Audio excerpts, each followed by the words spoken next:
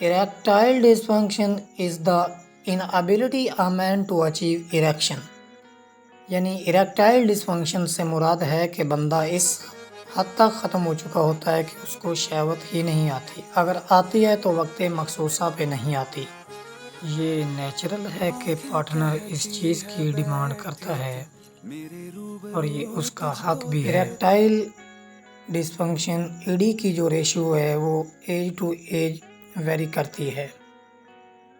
Physical और psychological stimulations हो तो पेनिस के अंदर ब्लड फ्लो शुरू हो जाता है जो टिश्यूज़ को एरेक्टाइल करता है और टिश्यूज़ एक्सपैंड हो जाते हैं जिससे ब्लड फ्लो और प्रेशर ज़्यादा हो जाता है।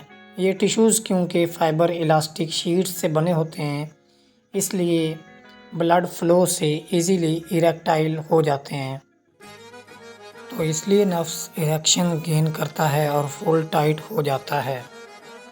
Reduce blood flow, nerve damage, sugar और दीगर बहुत सी ये मेंशन करदा वजूहात की बिना पर इरेक्टाइल डिस्फंक्शन हो जाता है।